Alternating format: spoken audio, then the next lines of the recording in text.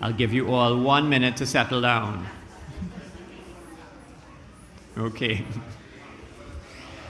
So how did you enjoy that last session with Una and Jason? Yeah? All right.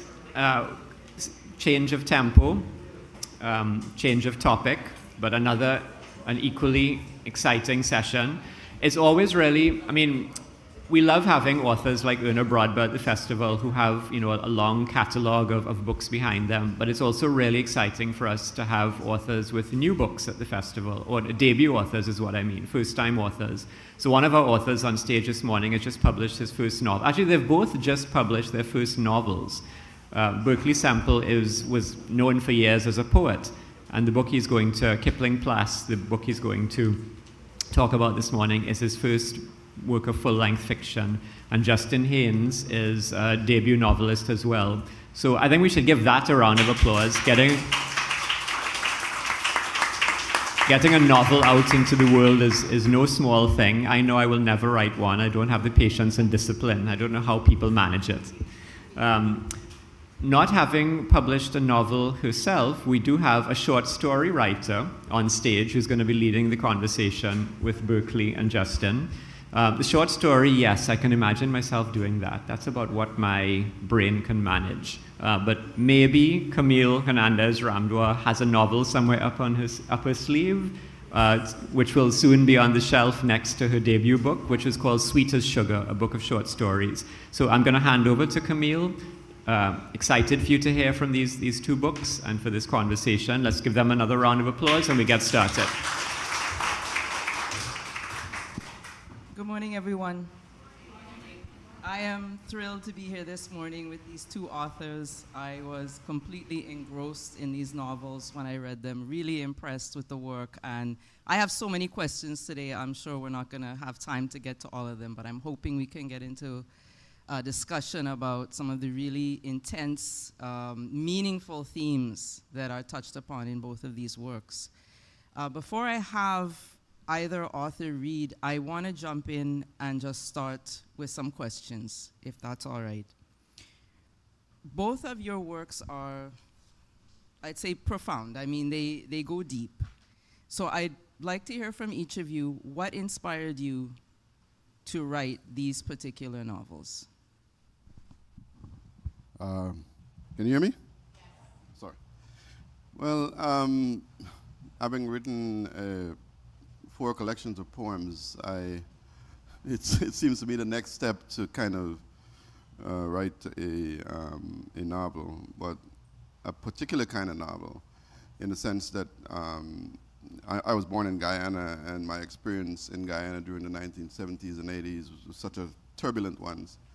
And I haven't seen many people who wrote about any novels about that particular period. So I thought that would be the time when I would write about. Yeah. And for me, hi. For me, of course, you spilled your tea. It was a sense that I was living through history at this moment in Trinidad, and specifically with what's happening with Venezuelan refugees. They go into Colombia, they come into Trinidad, Aruba, they're trying to get to the US.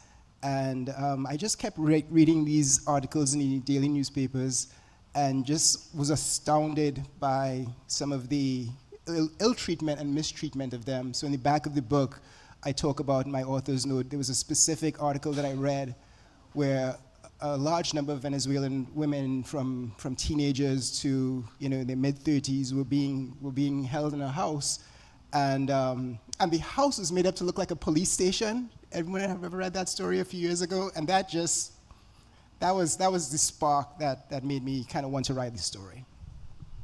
Great. Yeah, so both of your novels are historically based. There's some, in both cases, it sort of hops into the present for a moment or here, but as Berkley said, your novel, Kipling Plass, is based in late 1970s, early 1980s Guyana. I know you mentioned Jonestown in the book, so that kind of dated it as 1979. And in Justin's case, more recent, but also hopping back into the past, into the plantocracy era, and into the present as well. So this sounds to me like there was a certain amount of research that had to be done in both cases. Even though you said you lived in Guyana and you witnessed these things, I would imagine that there would have had to have been some kind of research. So can you speak a bit to your research process, how much, any difficulties you encountered as well in trying to get a hold of material or information? I'll start. So for me, I knew I wanted to have letters from some of the planters, the people who sort of were in charge of the estates. And when I did some research, I saw that the letters were sort of stored in a university in the US, in University of Michigan, I think it was. And if you were in the previous panel, they talked about how sort of the Scottish influence on Jamaican life. So these letters I found were from a Scottish planter from, I think, Kirkton Hall in Scotland. And it was the Taylor family. And there were various ways of spelling it. It was either Tailor, or there was a Y in there at some point. So I read, the guy who was running the plantation was the cousin, and the owner was back in Scotland counting his money or whatever.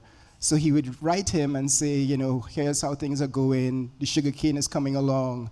I just bought someone yesterday for like 5 guineas. How is mommy? And I was just you know, that thing of just purchasing a human body is just very, you know, easily passed over. So I wanted to read the responses to those letters.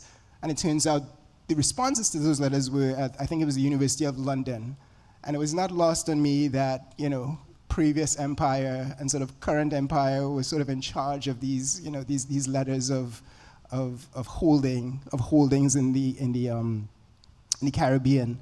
So I made sure to kind of go back and forth. I, you know, spent a lot of time in the archives of one, then went to the others and got the information that I wanted. And because the reason I wanted to do research on that is I really didn't want to use my imagination to try to get into the mind of someone who would own people and would own the Caribbean and own these lands. And I just wanted no part of it. So I just wanted to, as closely as possible, make that a historical aspect of the book. That is, this is actually kind of what they said. It wasn't verbatim. I didn't plagiarize or anything. But I didn't want to use any of my creative energy to try to get into their heads. So that was a major aspect of it. Can I just ask, what about the Venezuelan part? Like, what kind of research did you do for that? That was through the kind auspices of the fantastic journalists in Trinidad. I just read daily newspapers for the most part, because I wanted that to be as contemporary as possible. I wanted there to be a sort of, you know, disjunction between the very far past and the very kind of recent present. So when the book ends, it actually ends about 5 years from where we are now. So because I feel like that is kind of continuing into the near future. Yeah, I was born in 1967. I'm referring to the Burnham era in Guyana during this period of time, where it was, and so I wasn't old enough to kind of grasp what's happening, other than to feel the pain of it, you know. So in terms of research, I didn't depend on my experience of it so much as because I didn't digest it. I was young, and obviously my parents were there, and there were things that simply just went off the shelf, and we had an awful time of it. We couldn't get, you know, basic things like, I guess, you know, split peas or butter or sardines or any of that sort of stuff. So it was like on that level that I understood it as a child growing up, you know, that these things were here and suddenly they were not. But then it also had other effects. You know, my mother had a cake selling business, and this required her to have flour, which was also banned. And so this I remember very well because it sort of criminalized her in a way, because we had to go to this place where we lived. It was a countryside, and we had to go far away on the Suriname border to Springlands so she can buy essentially contraband flour, right? And so this effect, this sort of ban created this kind of criminal kind of community there in a way in which they were guilty about doing such things, because it created this desperate sort of thing. Now that I witnessed, because my mother hated it so much, and I felt that to some degree it demeaned her. And then there were other things where, you know, when I would go with her, you know, she would be stopped on the road, and kind of undignified searches of her person, where she was, you know, just trembling when they come up to her to, you know, and that I remember very well, right? But the causes of it I didn't kind of grasp. So my history with it is very visceral and very personal, you know.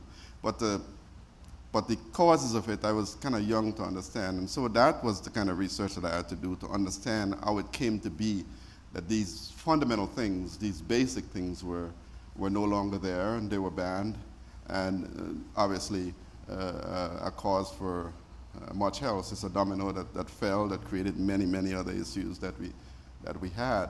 And the Kipling Plass, of course, is living through that time. He's about my age. Yeah, and you replicate that really well in the book. Like everything you just described is you know, in the book and lived through the characters. So it's very visceral. I'm going to ask Berkley if you would mind reading from your Sure. book. I want to start reading in the first chapter. I'm unaccountably nervous. I don't normally get nervous, but I am. But let me read from Kipling Plass, chapter 1. It's titled Morning Comes. And this is where Kipling Plass, he's a runner, and he's running through the villages, and he's reflecting on things, and it allows me to describe the village and to meet some of the people along the way. Morning comes. Sun comes up like big egg yolk over the sea, over the wide canal and the river, over the high treetops. Curlews and keks raise up from the basmati.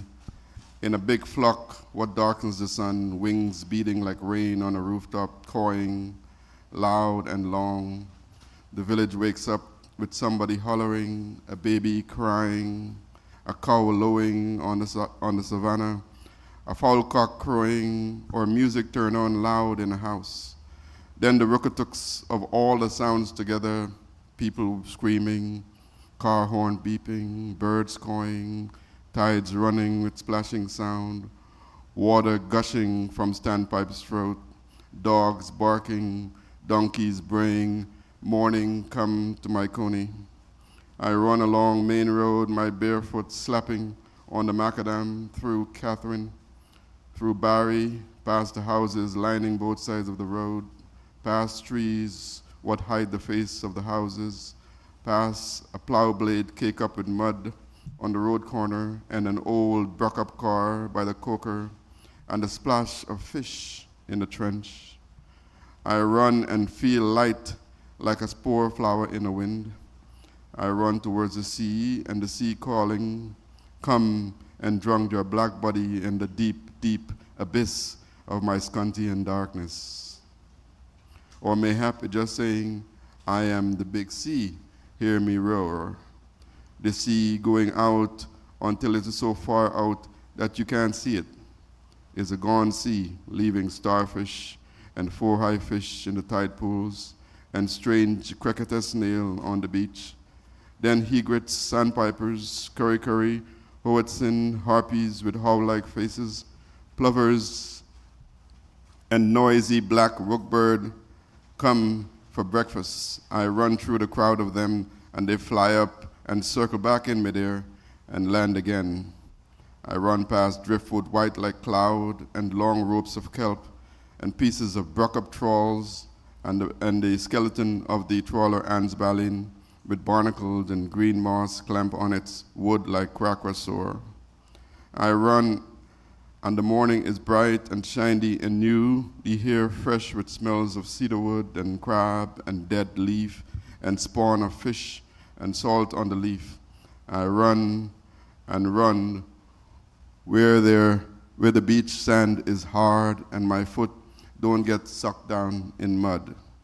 I run fast until I'm too tired, and I realize that I'm in Novar because Kuli people on the beach doing puja and chanting to Krishna, their god of many hands, to their god of elephant face, and to Hanuman, the monkey-faced god of mischief and fun.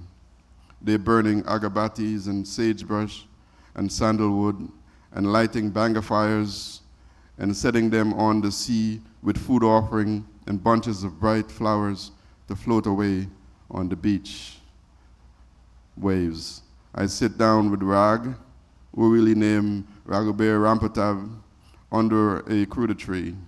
Rag is an old fisherman, and he told me that his wife, Nandrani, sick bad with sugar disease and going dead soon because she don't want to eat or drink. Rag cry, saying he used to beat she up good and proper when he was a drunken skunt and live in the liquor bottle, and how he's sorry more than bad, because she was a good wife and didn't cause him no trouble, like take sweet man to do secret nastiness. His e-self was a terrible husband to treat her so bad when he sucked down daru in the rum shop.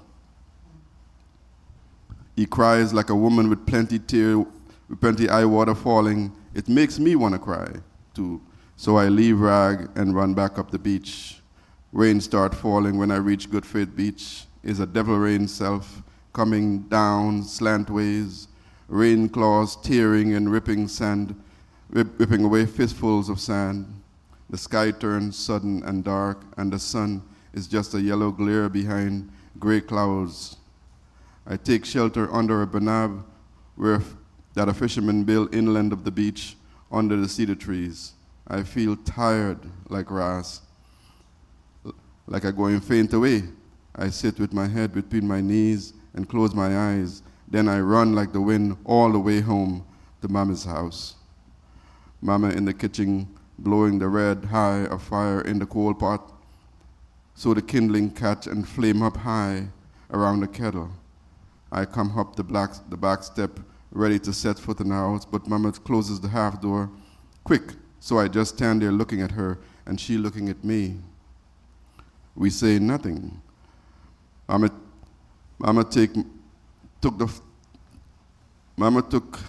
too fine, I think, too maga, like a starvation child. She face hard and fine, like she don't eat properly. But she eyes big and round and clear, like nighttime Gingy Manan Manaku. She head tie up African style with a cloth round and round. She still has on her pink nightie, what thin and worn and showing her small bubbies. I feel so guilty looking at her bubbies that I look away. She smiles. Boy, go wash your foot, she said in a soft voice. I look at my foot and it caked up with mud and small pieces of wood and leaf with cow down between my toes. I go downstairs in the yard and wash my foot at the standpipe and go back up. Mama changed into a house frock. She's leaning out the front window with Chibiti in the air, looking over at Mr. Ramsami's house, where Anita milking a cow near the back step. Mr. Ramsami up on the back landing, scratching his seed and brushing his teeth and spitting down on the septic tank below in the yard. When Mama hears me, she comes inside and sits down at the table and we eat tea. Roti made from real flour and corned beef stew chased down with special Ovaltine tea. Thank you.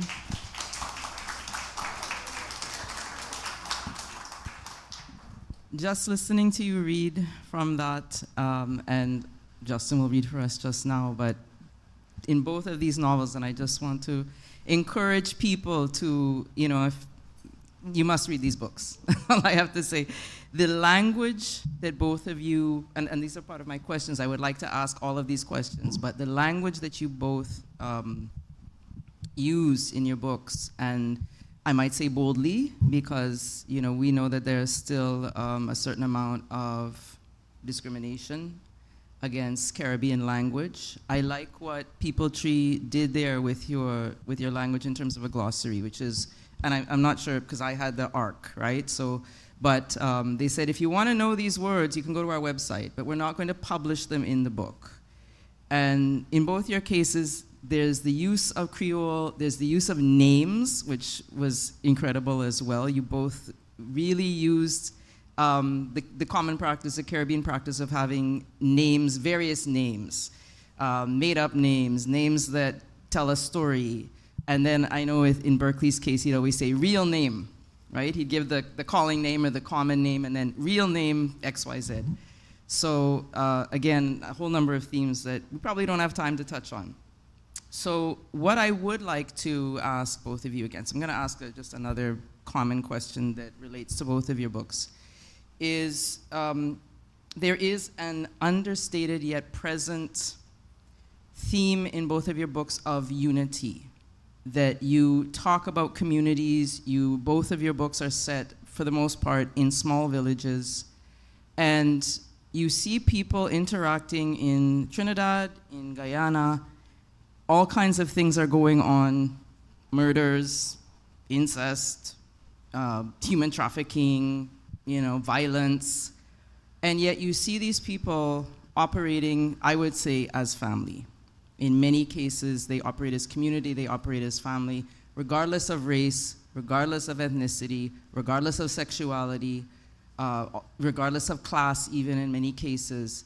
And yet it's understated. You don't make that the central theme of your books. And I thought that was so well done and subtly done, yet so powerful, because again, I think that really speaks to the reality of Caribbean and the Caribbean as a whole. So that was my take on it. Would you like to respond to that and say you agree, disagree, or what are your thoughts on that? Agreed. No, but before we get to that, just your idea of language. So when I read about Kamal Braffett's idea of nation language a long time ago, that's something that has always stuck in my mind. We don't talk in dialect. We don't talk, because that is kind of a degrading, kind of pejorative. So I was very conscious of making sure that I wanted to use a lot of different kinds of sounds of language. And there's a section that talks about an enslaved woman, and she was talking.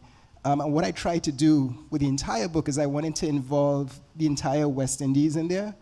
But then it was 500 pages, and I was like, this can't work.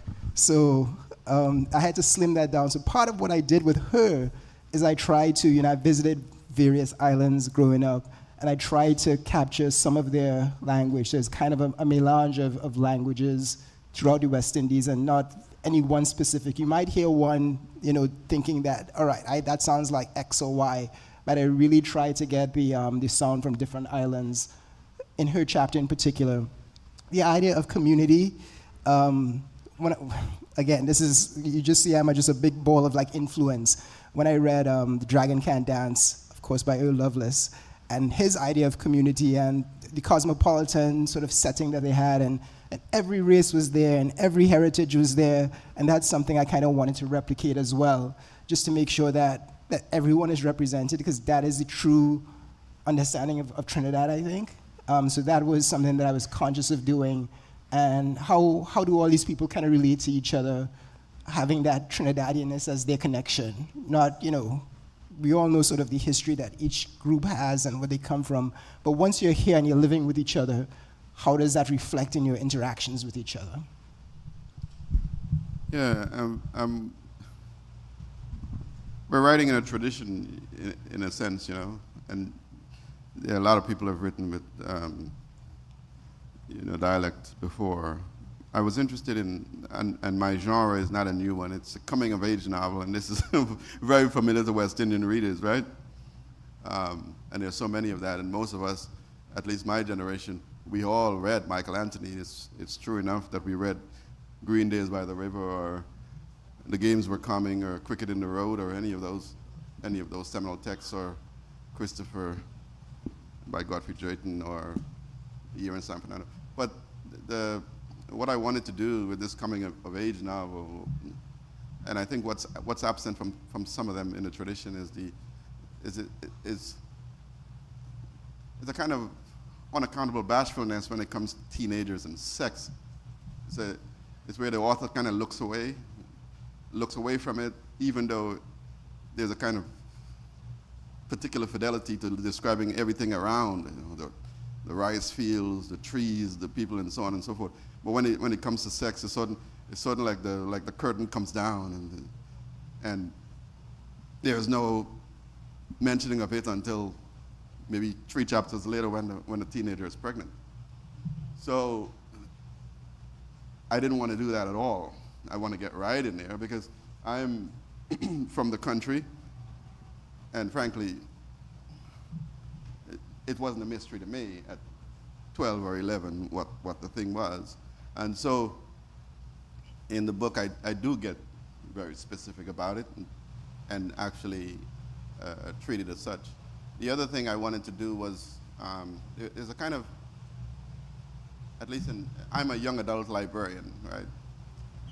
And in reading the tradition in the coming-of-age novels in the Caribbean, I thought, for instance, that sometimes the main characters, the teenagers, were overly allegorical, in a sense that they are representing some idea the author had in mind, rather than representing themselves as human beings. Yeah? So I thought, reading, say, a novel by Buxton Spice by Anya Kempidou, which is a particularly interesting book in that it doesn't do that, or Arl Sunny Lotto's No Pain Like This Body, the children are children and they're suffering is what they do. So they're not representing any other idea that the author might have. So I thought that would be the thing, is to have this character represent himself and let these people be only because they're not representing a politics, and they're not calling that kind of thing to themselves. They're saying, here I am in this time, and this is what's happening, and this is why I'm feeling pain, and this is the life I'm living. So those were absolutely necessary for the novel, and there's some controversial things in it, as some people have pointed out. One of them who was right here, Paula, who's with our wonderful program, Page Turner Plus. But I was very keen on making sure that it is realistic as possible, that the pain we were going through was real. There is a poetic kind of language to the thing, but it's done so in an approximation of what a normal Guyanese child will speak, in Guyana at the time, with all of the colloquialisms and the curse words in there as well. So it was important that authenticity stays within the text in a close way, in a real way. Yeah, I applaud both of you for that, for not shying away from difficult topics, from not shying away from real, raw Creole, and the realness of life in Caribbean societies.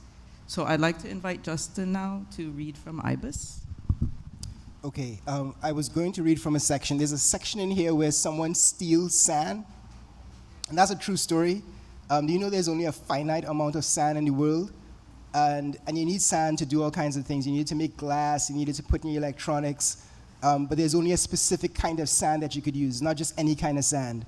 And once that sand, you need it in construction for for bricks and cinder blocks, but once that sand has gone into that, building element, it can't recover it. So another reason that sand is necessary is that some people want to build beachfront hotels, but they don't have nice sand. So they go and steal nice sand from another part of the island to bring it to put for their beachfront hotel. And I read that, I came across it happened in Jamaica.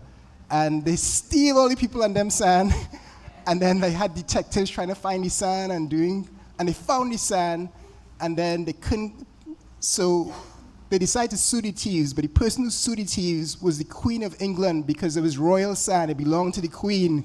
And I was saying, what's going on here?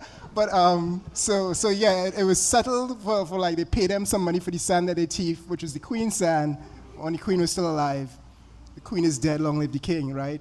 And I said, why? All the people stealing people, them sad? And anyway, that is not what I'm going to read. What I'm going to read, so there are a lot of names that you're going to hear in this section, and the most important ones is Milagros. Milagros is a little Venezuelan girl, came across with her mother, and she got separated from her mother. She's taken in by these fishermen, this village, and specifically Bunny. Bunny is the woman, the lone woman here who's a fisherwoman. And there's another character called Mickey who's in love with her, and their relationship kind of went sideways. Anyway, Bunny wants to move Milagros because zombies keep bothering her in the house, and that is what we're gonna hear about today. So this is Bunny. She kind of passed out, and now she's just coming to. When Bunny comes to and her eyes focus and the color returns to her cheek, she says she needs to get Milagros out of her house and out of the village because things are happening out of the ordinary and out of her control. Say more, we said. She watches us, still in our all-persecutory whites, and an involuntary shiver rattles her. Tell us what happened, says Peter called Peter. Tell us what you saw, says Nello. Tell us where Milagros is, said Mickey, his face the gravest of us, it looking pale even without the mask, his lazy eye now with a dark circle beneath it, and the rest of us thinking, please put your mask back on, Satis. Bunny eyes Mark too, who has not removed his mask, her reaching out to touch it and asking, what kabuki hell is this? We extend some coconut water to Bunny to show goodwill and to settle her mask-rattled nerves, and to show that we're serious about her health and recovery, because why else will we use up our good chaser without drinking rum? We ask Mark too to remove his recrimination mask so Bunny won't close her eyes in fear of all that she sees around her and maybe black out again. In the backs of our minds, we know that this is the perfect time for Catherine the Great Disembowler's mother to thunder roll in. There never having been a woman in the clearing for this long, surely sparking Catherine the Great Disembowler's mother's spectral outrage. And maybe Haynes' hatred is satiated from our recent sand episode.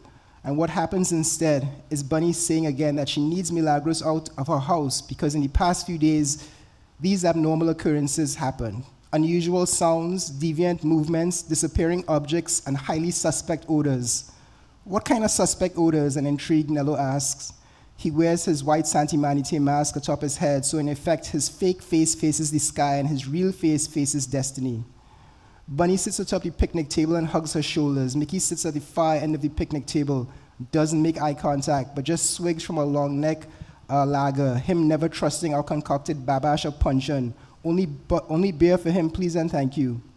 Bunny explains further the oddities in her house, her saying that when she and Milagros returned one afternoon that the kitchen table had rotated 90 degrees, that her full-length mirror no longer reflected the house furniture behind her, and that a lavender perfume gently danced through the bathroom as well, Bunny hiding her face with her hands upon these confessions in the same way that she covered her face in grief at her father's funeral. Worst of all, she said, the constant depressing of bed springs at night in her bedroom sounded like children permanently jumping on a hotel bed, making it impossible for her to sleep through the night. We've never seen her like this, and our hearts go dark. We cannot believe what we're hearing from the woman who's punched a shark, the woman who's turned down almost all romantic village advances, the woman who wore white to her father Antonio's funeral in her refusal to let any of us see her grieve in public or to let the Western standard of grief influence her mourning. Anything else? Nello asks, and Bunny says that spices have been disappearing from her spice rack, that she experiences the scent of spices in places where she shouldn't, paprika on the beach, cardamom at the library, and star anise while walking down the non-spice aisle in the grocery. We turn to Nello and say, this could be disappearing object phenomenon, or this could be some little razzy-tailed Venezuelan girl playing the ass, says Hospitalis. We ignore him and instead focus on Nello biting his thumbnail and saying this bears much thinking, this bears much consideration, this bears much deliberation. But when Mickey, still not looking at Bunny, but concentrating on his lager bottle again, says, where is she? Where is little Milagros? We realize that we've overlooked an important detail, a crucial element, and Bunny, not looking at Mickey, finally says she's with Miss Titus, and our hearts return to their normal status. And to this point, just now, there's changing temperature in the air, and the barometric pressure is dropping, and the real expected thunder clears its throat in a deep roll. And just to be safe, in case it's absolutely Catherine the Great Disembowler's mother, we get the hell out of there, us hauling ass out of the clearing, the thunder pushing closer and closer. and us thinking there's no need to take unnecessary risks where Catherine the Great Disembowel's mother is concerned, her most likely coming to mess with our time, mess with our heads, and mess with our silent recrimination. Bunny and Milagros spend the night at Miss Titus's. The next day we meet in the clearing without them, and we debate the situation of the extraordinary occurrence in Bunny's house. Nello's worry blossoms, him saying that this could be Catherine the Great Disembowel's mother spreading past her usual parameters of the clearing, spilling into the village. We think he may have a point, us thinking that maybe this is another one of the three that Haynes promised. We cross-question Nello, asking him what he thinks is the next best natural step. He pauses for a moment, then he gives us some pourboire gratis, some words of wisdom gratis, some perspicacity gratis, while he's thinking to think of the next steps. Never sweep your house after dark, he says. That way you won't sweep away your life luck. Yeah, we say. Never gift your sweetie a chronometer, he says. That way time won't be running out on your relationship. Yeah, we say. Never gift your sweetie a pair of shoes, he say. This way she won't turn around and kick you up your royal black backside. Yeah, we say, when a larger bless is causing commerce, continue to wear your drawers inside out because you know why. And he's right, we do know why. We've been doing this incessantly since Catherine the Great Disembowel's mother's last visit, which led to all the beach sand being spirited away by the man with the shaved head, some of us for the first time wearing drawers just so we could flip them inside out and protect ourselves against this obeah. But what we going to do about Milagros? Mark II, digging our horrors, asks him, always the easiest spooked among us. Didn't I just tell you that? Nello says. We turn away from Nello and walk toward Peter called Peter and his boat. What do we do about all this? We ask, Peter called Peter ignoring us and whistling along to a mighty shadow tune called No. No, no, no, no, no. Peter called Peter, we say, please. He looks up, lowers the volume on his transistor.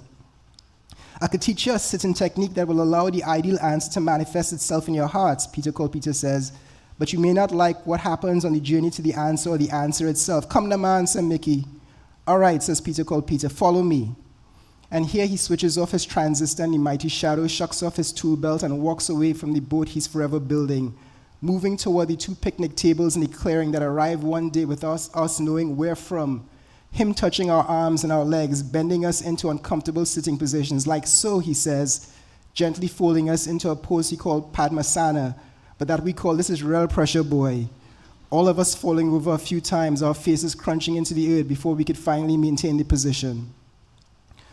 We are bent into this uncomfortable sitting shape, us sitting on the earth at the base of the picnic tables, our legs pretzels painfully, while Peter called Peter sits comfortably on top one of the picnic tables. Now close your eyes, he says. That's more pressure, says Hospitalis, peeking through one eye. Shut up, says Mickey.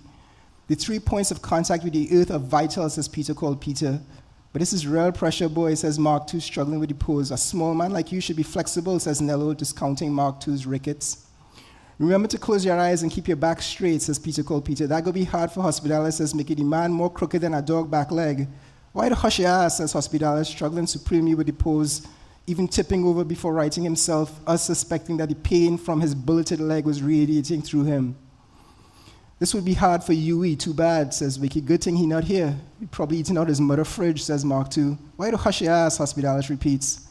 Now, says Peter called Peter, follow your breaths and relax all your muscles. And how do you ask you supposed to do that, Hospitalis asks. Why don't hold your ass and stop complaining, asks Mickey. We struggle, but most of us approximate what Peter called Peter instructs us on.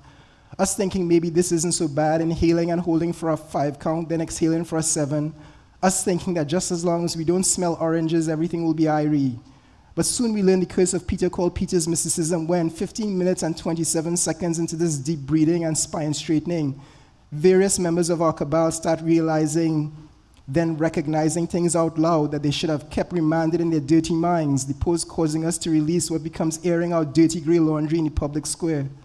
First, Mark II, that wretch, admits that he steals nighties from clotheslines just to try them on before realizing that doing this would agitate some of the village women. Then Mickey groans and confesses that he bought Bunny an emerald cut engagement ring and that he's put a deposit down on an A-line wedding dress with princess neckline, then recognizes that this was presumptuous of him and he should have asked her first. Then Hospitalis confesses that he's been taking money and looking the other way when Venezuelans sneak illegally into the country at the wharf that he does work at, and he does a little coke on weekends when he visits brothels, his voice completely cold and detached, So he doesn't recognize anything, and we think that if realizing, then recognizing means that we won't do these things again, then Hospitalis will keep snorting his way through the weekends. These were things that we had already known, but that we had kept to ourselves, but now we were coming to recognize bigger and more important things not related to things that we already knew. Like when in a sudden lightning strike moment of recognition, Mickey recognizes that we need to move Milagros off the island. We need to move Milagros off the island, you know. And we closed our eyes, and then we opened them, and we felt something like escaping air pressure pop in our ears. Well then, says Peter, called Peter, unfolding himself, I think we make a lot of progress here, you know. He bows to each of us with joined hands, namaste. Then he heads back to his boat, leaving us all twisted and astonished. Thank you.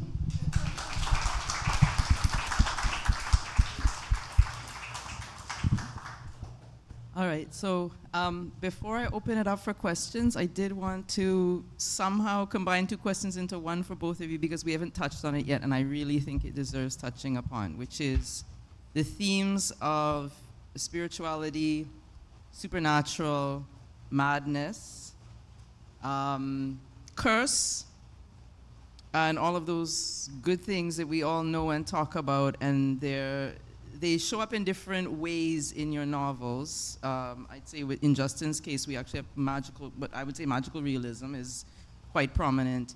But the theme of madness in Berkley's book is really, really prominent as well. Now, I'm paraphrasing that, or sort of prefacing that with the studies that came out about Guyana a few years ago that I'm sure many of you heard about that claimed that Guyana had one of the highest levels of mental illness and suicide in the world. And when they did the research, they said that a lot of Guyanese people attributed that to obia, to cursing, right? So that is how I'm trying to tie these two questions together. So. That's very interesting. What I in Guyana, at least where I'm from, madness seems to be normalized in a way that's not properly investigated. Well, you know, there'd be a guy in the village and he's walking around doing all kinds of strange things. There's clearly something not right with the man. But people will dismiss and say, well, that's John, he's mad. That would be the end of that. Well, there's a cause to his madness, but people don't take that in a serious way. So you have these kinds of obviously mentally ill people. In this novel, it's Kangalang Harry Arnold, but many of the people have some depression and some sort of mental issues if they are not sociopathic in some sense. But at least when I was growing up, it was not something we would say, let's get this man to a psychiatrist. People say things like, well, he's going out of his head now, he just won 2 lashes. That will be the end of that. So in a sense in the book, there are people who are clearly unwell mentally, but not much is really internalized about the causes of their mental defect. So you have that kind of, all they do is protect them from outsiders. They protect them from outsiders. If you come into the village and you say, well, you know, Kangalang Harry Arnold, he's mad, he's walking around naked, he ought to be put in a mental institution, they'll stop you and say, no, he's one of we, he stays. We protect him, that sort of thing. So you have that kind of attitude, at least when I was growing up there, and it has now. I'm not surprised by the thing. There is a high suicide rate, and obviously that's part of the book as well. But also, I think it would have been the situation we were living in under the Burnham era would have contributed, that sort of stress would have contributed to some kind of mental issues for a lot of people there. Of course. Yeah. Justin? Yeah.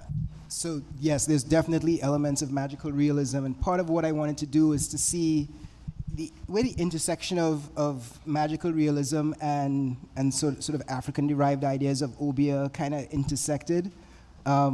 so this is the last reference to a book I'll probably make. But when I was growing up, everyone knows Paul Keynes Douglas as, you know, a fantastic sort of oral storyteller. But he had a book that he self-published called His Town Say So. And the last story in it was called Jumbie, Duppy, and Spirit. And he talked about everything from Lagahoo to, you know, Laja Bless to Sukuya, all of them. And all throughout the Caribbean and all throughout the West Indies. And that wasn't sort of a primer for me, but again, I am just a sort of a bundle of influences, and how he sort of went about it in this kind of humorous way was something that I was invested in as well, because we don't want to, when we think about it, we think about the darkness of something like that, and I kind of wanted to see, as Trinidadians who love pekong and fatigue and all them kind of thing, I wanted to see if I could kind of address it in that manner. Thanks. So let's open it up to questions.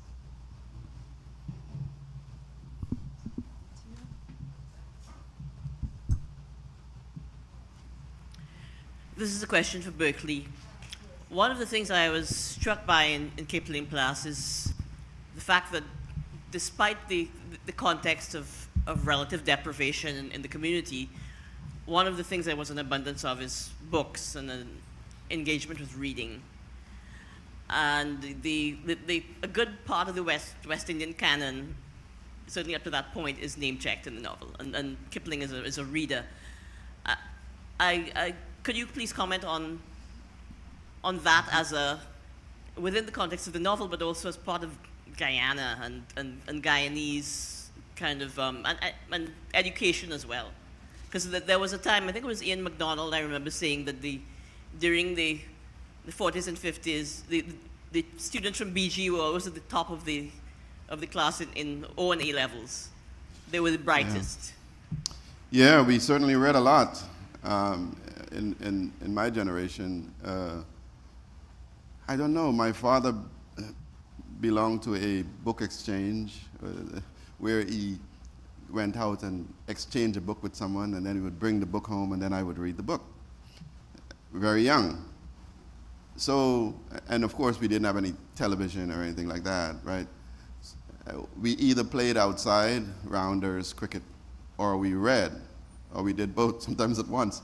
But reading was so much part of my generation, and obviously the mentioning of all of the books that Kipling and other people are reading was important to me too. It's kind of a pathfinder for a person who is interested in the Caribbean canon. But I in fact did read those books very, very young. I didn't comprehend all of it. Like I read Wilson Harris' Palace of the Peacock when I was about 11. I didn't understand anything about it, anything at all. To me, it was like the silliest book ever, right? But because it baffled me at 11, and it baffled me when I was 50. So the idea is my engagement with that book is sort of a lifetime thing, you know. The more I come back to it, it's like the more I miss. Like, what happened here? How did I miss that last time? But there it is, you know. So, and I read Frank Hercules, I read John Ahern, I read O.R. Dartford, some of these novels are out of print, but I read so much during that time, you know, so that was very important to me. We have another question?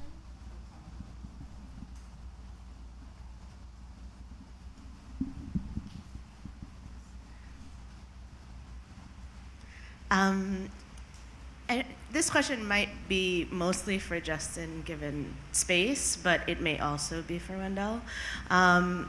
It's the question of, well, congratulations on debut novels, right? A novel, a whole undertaking that's finally out in the world. And the theme of the festival is this coming home, right? What did it mean to write home in such a big way? And then what does it mean to read home at home? To read about your writing of home in the Caribbean, in a space that you call home. So that's why I said maybe it's for Justin only, but also when you began to read it in spaces that you call home. What does that feel like, reception, et cetera, all the big things? Just wanted a sense of that. Thank you. And while I think about your very difficult question, thank you for that. I do want to say, if you're interested in sort of reading more about madness in Caribbean literature, that Professor Kelly Baker Josephs has a wonderful book called Disturbing the Peace, where she kind of analyzes various texts that talk about, the element of madness in various characters in those books. Does that mean I don't have to answer your question? It's such a hard question. Do you want to take a shot at it? Yeah, I will. The question was asked last night when I was in one of the discussions. What is home? What is home? And it might come to an answer to your question by and by. But I was thinking maybe home is where you belong, which is more a sense than a specific geography, right? Because I've lived in the United States since I was 14. Well, I'm 58 now. But it is not where I feel at home.